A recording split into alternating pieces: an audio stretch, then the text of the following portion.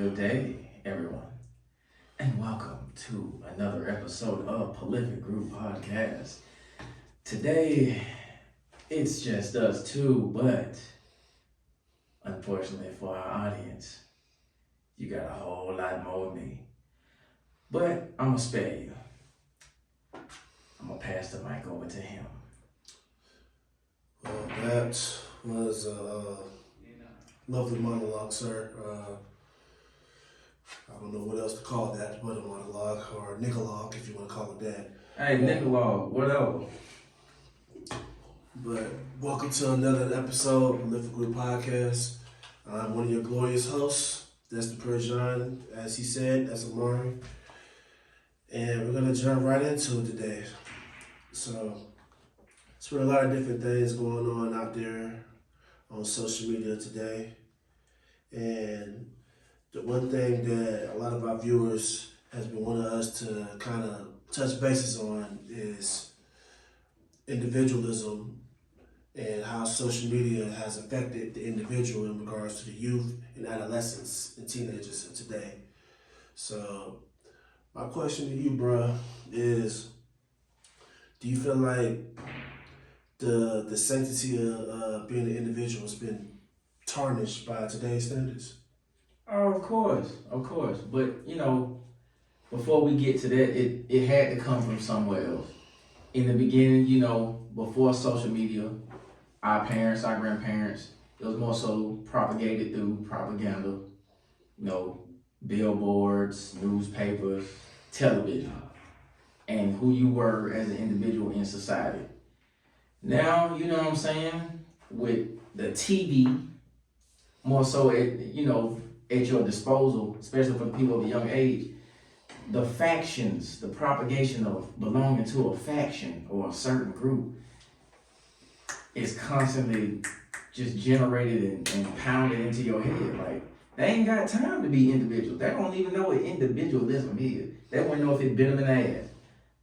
That's just my take of the situation. But of course, everyone else would probably disagree. I wouldn't say I disagree in the fact that people don't know what it means to be an individual. More so is that the curriculum denies us the right to be an individual. Every aspect of your life is based on acceptance. You constantly having to prove your worth for the betterment of being seen through the lens of everybody else versus the lens of yourself. So what is an individual when society is full of collectivistic thinkers? How can we really deter an individual from a collective?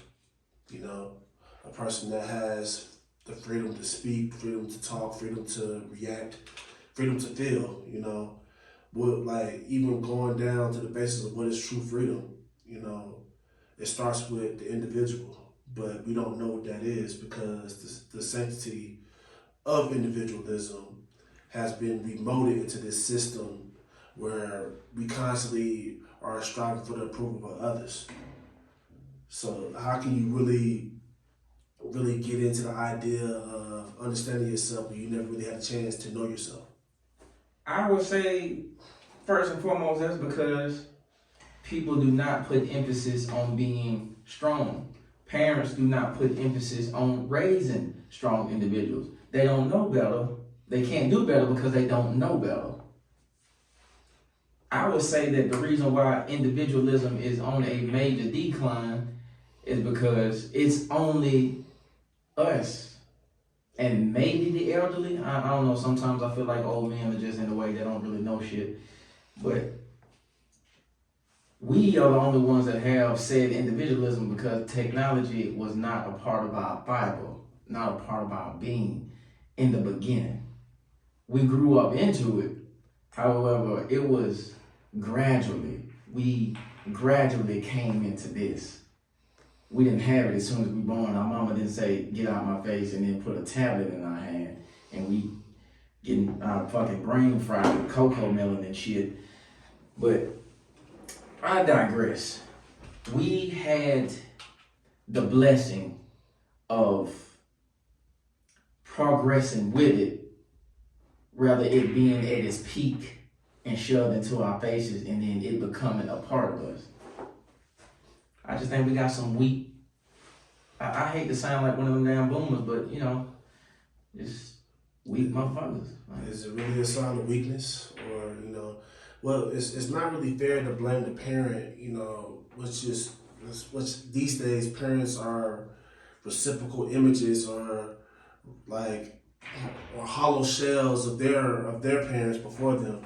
You know, that's built off their falsehood, built off their admiration, their dreams. So people gotta get out of the idea that just because somebody is a parent that they know everything.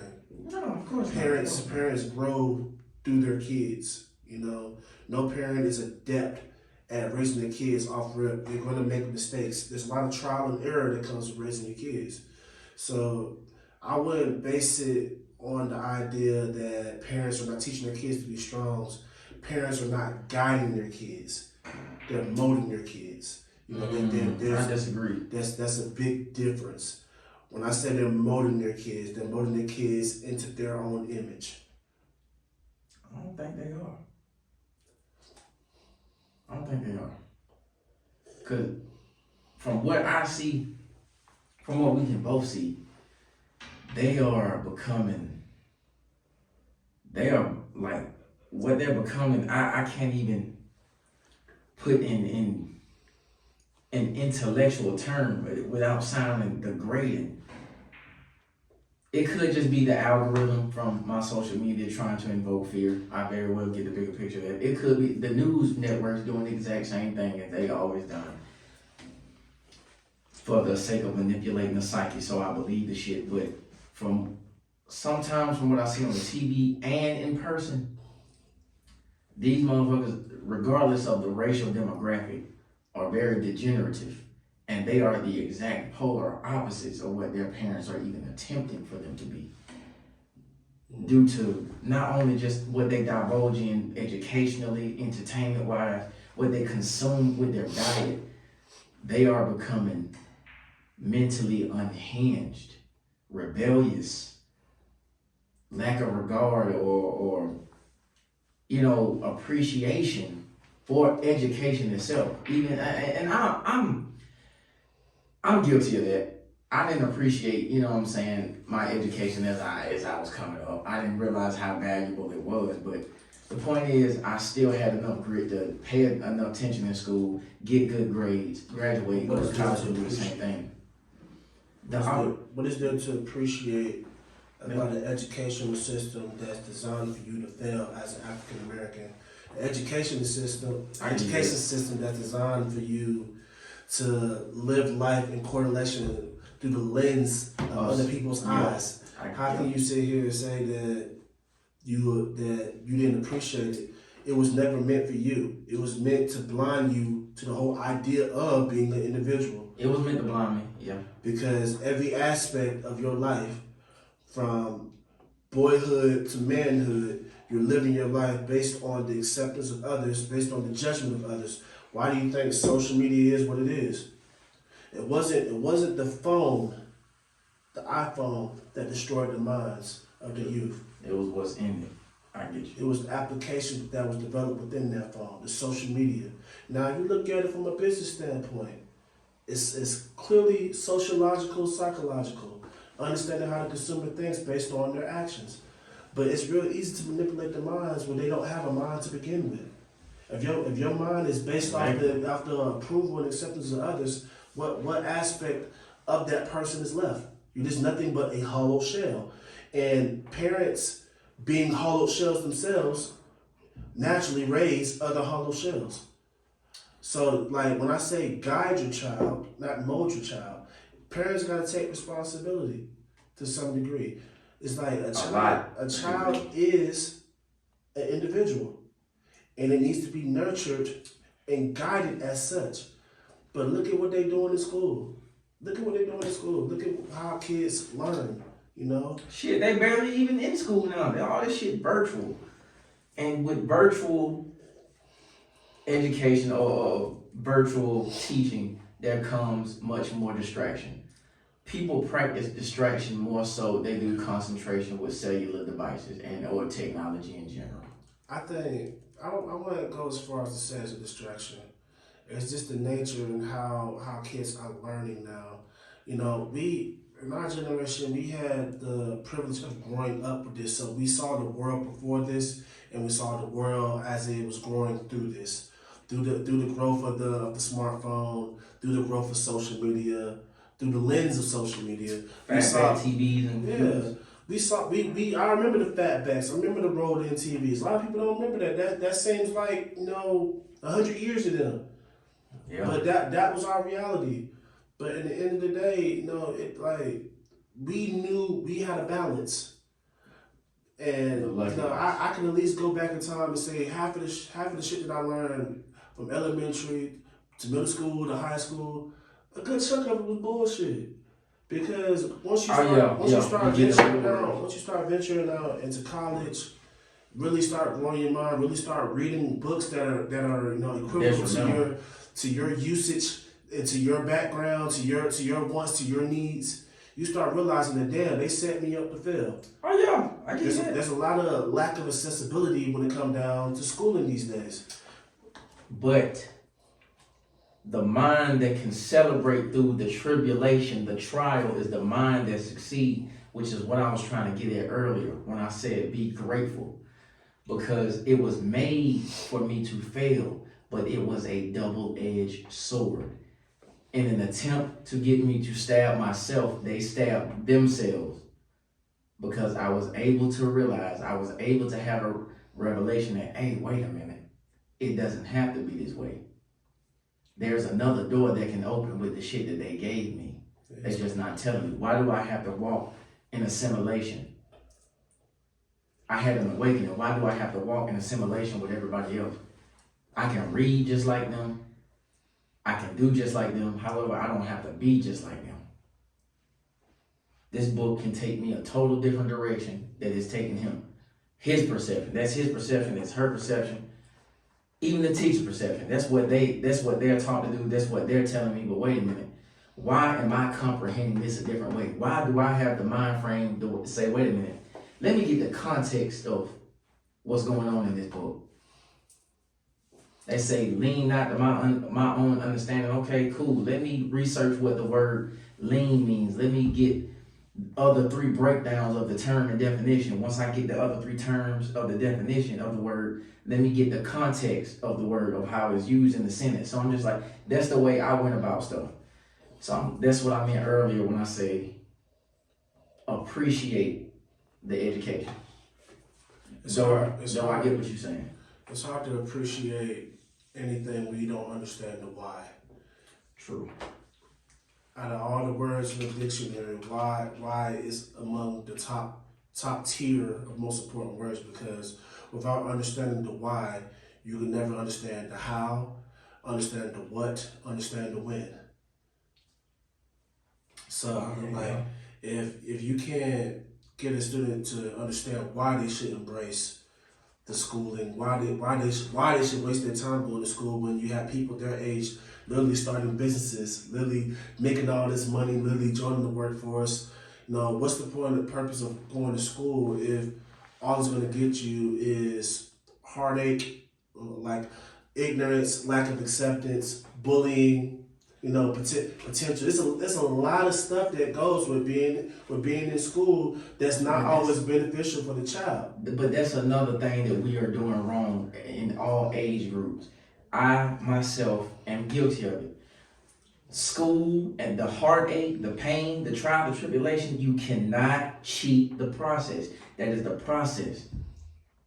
To be the best soldier, you got to go through basic training.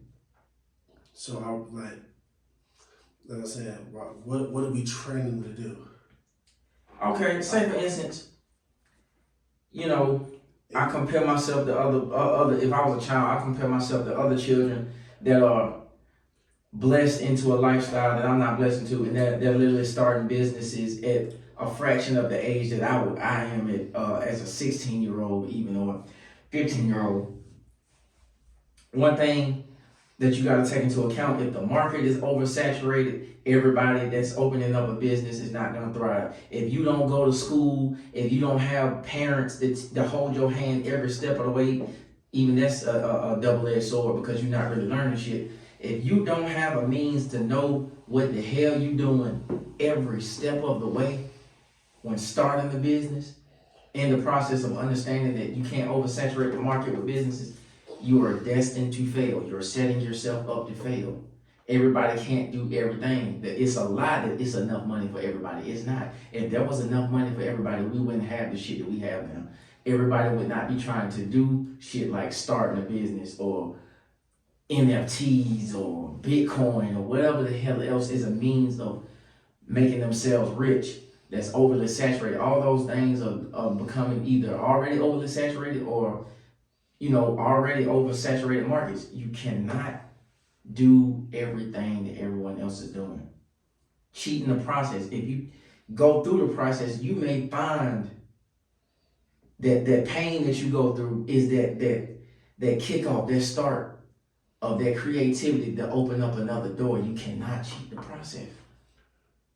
But no process to being an individual is the same. In fact, being an individual often means that you're misunderstood, misinterpreted, exiled, wanting to be silent. Like to be great is to be misunderstood, and to be an individual, you must go through the trial and error of knowing yourself, finding yourself, and being yourself. And often in a world that knows no such thing. So I wouldn't even go forth to say that it's training. It's just living life through your own lens, through your own acceptance, through your own love, through your own appreciation. How can you love yourself if you never gave yourself time to really know yourself? So a lot of times when I go back to the topics that we was addressing, and speaking on the idea of guiding the kid rather than molding the kid, speaking on the ideas that the curriculum is designed for us to fail, speaking on these endeavors of being a collectivistic thinker versus an individual thinker, we lack the idea of knowing ourselves because everything about us is being categorized. You say that the issue lies with the parents, that the issue lies with a lack of appreciation, a lack of accessibility, concentration. And concentration. I feel like that when it comes down to the individual, like, things are not as clear cut as it's supposed to be because everything is, being deterred from the kid. It's not really being appreciated. It's not really being understood.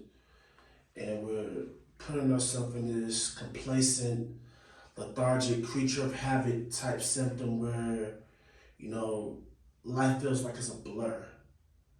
Yep. And, you live your life to the fullest content of, I need this, I need that, I need that, I need this.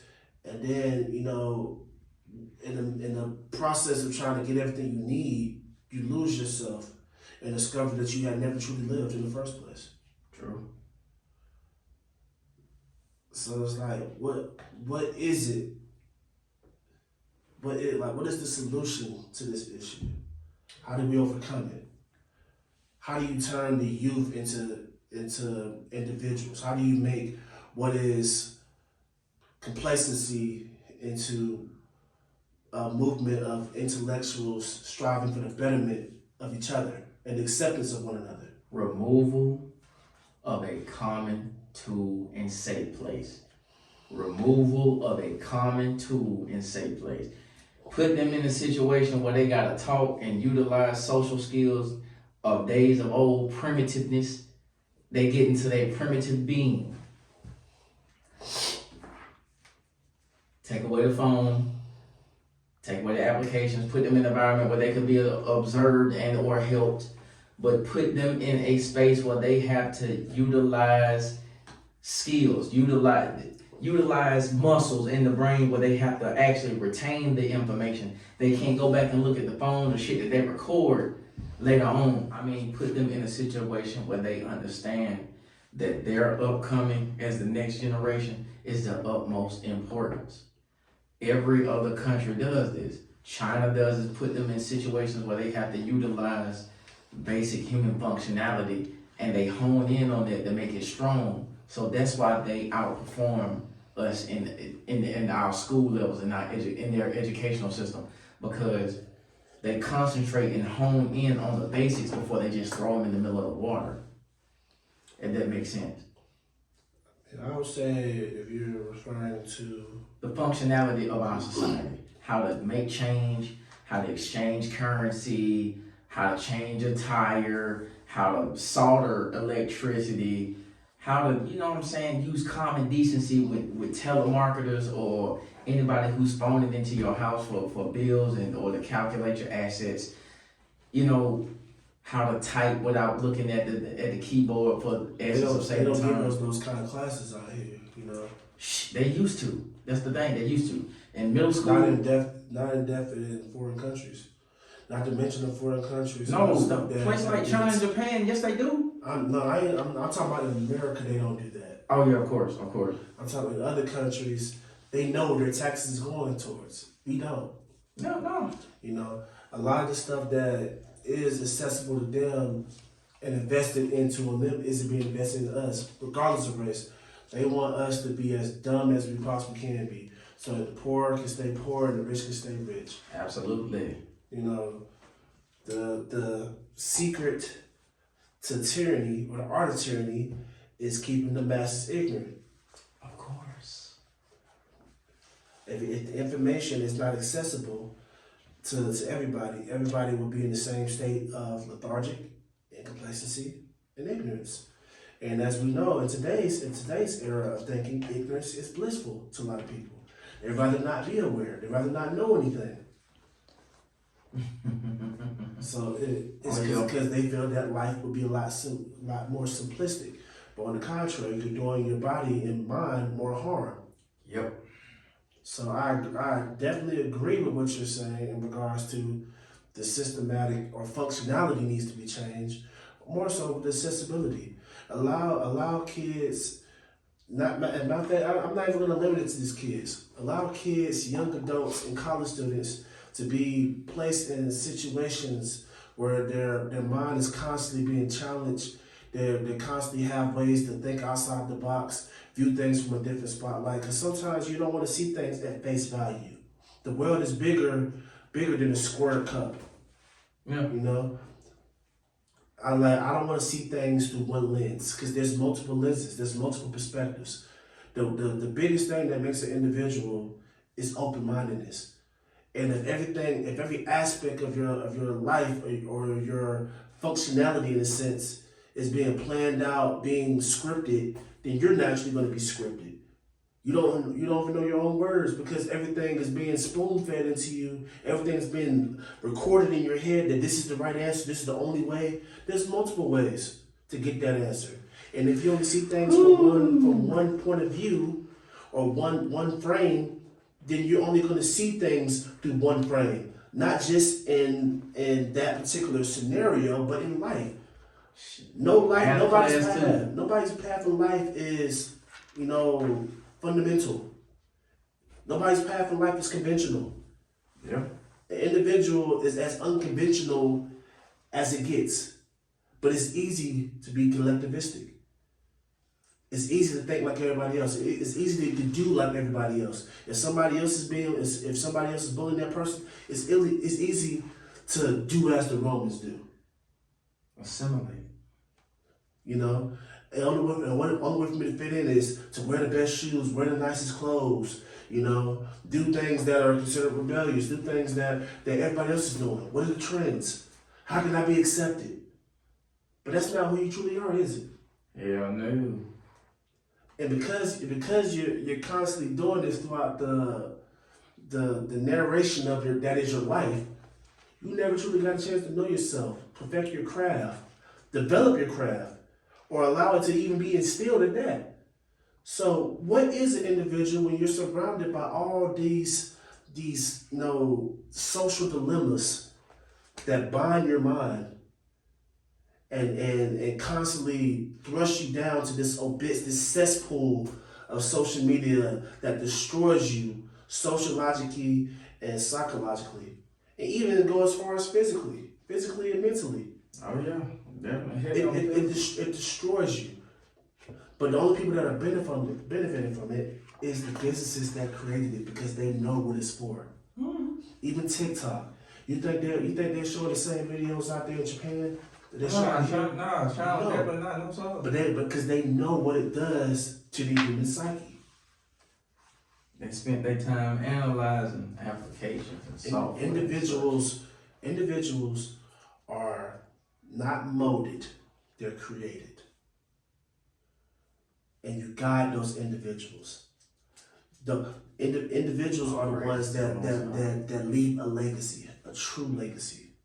They're trying to leave a mark because you're inspiring to do something. Because in order for you to inspire, you must first know that something needs to be changed.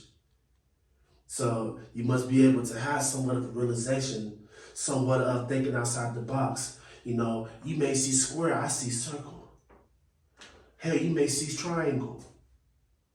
You see something, but you can't explain it. So you spend your entire life trying to seek the answer to this riddle that is life in order to inspire and aspire those to recreate this image of longevity amongst individuals and free thinkers versus being cast into this systematic view of this is what you need to be. This is how you do it. This is what it is. And once you figure out what it is, this is going to be your life for the next 50 years. No, sir, not me. And that's not the world I want to live in. That's not the world I want my kids to be in. So, there is a social dilemma. There is a solution to the social dilemma. But the question is not in the ability to recognize it, but in our ability to care. Oh yeah. Motherfuckers ain't gonna care until the situation is at the front or the back door. But I digress. So I say this. Most people don't know individualism until they're in a situation where people are collectively against them. So that's my whole interpretation of the situation. That's all I have to say in regards to my final words. And that'll be that. I appreciate us having this conversation. In conclusion, I really appreciate us having this conversation because there may be one or two people that hear this message, but you know, at the end of the day, as long as we reach one, teach one, that's what's most important. I digress. Definitely interesting topic. There's a lot of perspective to be gained when people kind of stop looking at things at face value and look at things a little bit unconventionally. But this was a great episode. Thank you all for who viewed. I'm your host, your lovely host, and this is my bro, Destin and Amari. You know, we're gonna try to do more of these a little bit more often. You know, more intimate conversations, more trendy topics, controversial topics that we're gonna address more and more. But be sure to like, comment, and subscribe. Yes, sir. And check out some of our new latest content. You know, we got Amari's Hot Takes coming up, so be sure to give my boy some love and support. If it ain't Ray Straw, it ain't right. But at that, I bid y'all adieu.